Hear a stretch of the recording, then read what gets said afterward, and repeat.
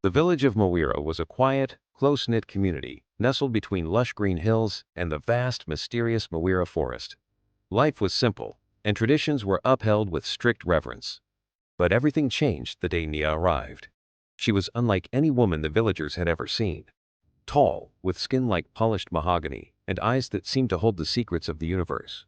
She had a voice like a lullaby and a smile that could melt even the hardest of hearts. No one knew where she came from, but no one dared to ask. All they knew was that she had chosen to stay. At first, the villagers welcomed her. She was polite, humble, and charming. The men, both young and old, found themselves drawn to her, mesmerized by her mere presence. But soon, strange things began to happen. One by one, the men of Mawira found themselves spending nights with Nia. Young bachelors, married men, even the highly respected elders, all of them were drawn to her, as if under a spell. But what was most alarming was that none of them could remember exactly how it happened. "I only remember seeing her," confessed Barasa, the village blacksmith, his hands trembling. "And then, I woke up in my own hut, feeling as if my soul had been drained." Other men shared similar stories. They spoke of deep exhaustion, fragmented dreams, and an eerie sense of emptiness that lingered long after they had been with her. The women of the village grew restless. At first, they blamed their husbands for their unfaithfulness, but as more men suffered from unexplained illnesses and memory loss, the fear spread.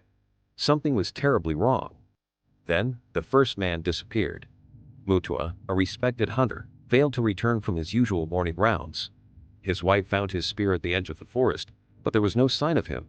A search party combed the area for days, but he was never found. The second man was Keegan, the village storyteller. One evening, he sat at the communal fire, speaking of an ancient curse, when suddenly, he clutched his chest, gasped for air, and collapsed. His skin turned ice cold within moments. Panic swept through Mawira. The elders called for an emergency gathering. Old man Jotham, the village's oldest resident, stood at the center, his voice trembling as he spoke. "This has happened before," he declared. 60 years ago. A woman named Zahara was accused of witchcraft and cast out into the forest.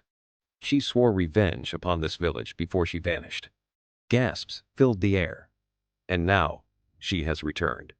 Villagers turned to Nyeri, the powerful seer who lived in the hills. They begged her to uncover the truth. Nyeri arrived the next day.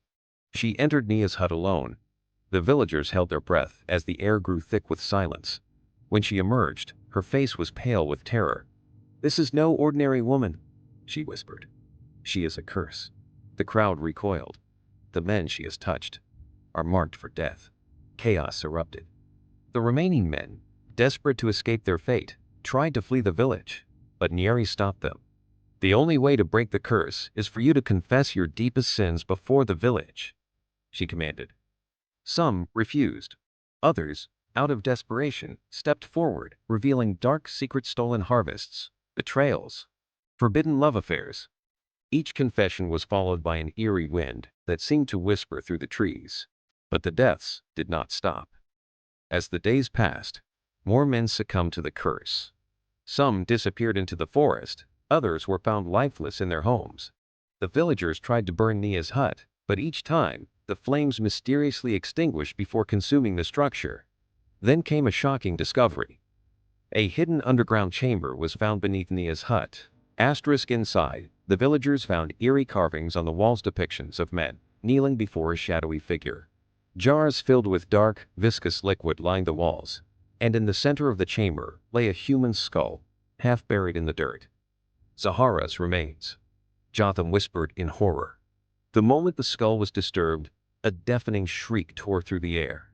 The sky darkened, and an icy wind swept through the village. Suddenly, Nia stood before them, but she was no longer human. Her eyes glowed a fiery red, and her body seemed to hover above the ground. The men she had been with collapsed, clutching their chests in agony. "You took everything from me," she whispered, her voice layered with thousands of voices. "Now, I take everything from you." Desperate to end the nightmare, Jerry ordered the villagers to gather in the village square. They built a sacred fire and began chanting the ancient incantations passed down through generations. Nia shrieked in pain. She tried to fight them using the curse, but the powers of the ancestors were greater.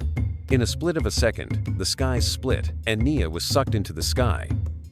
Her last words were, "I'll be back stronger."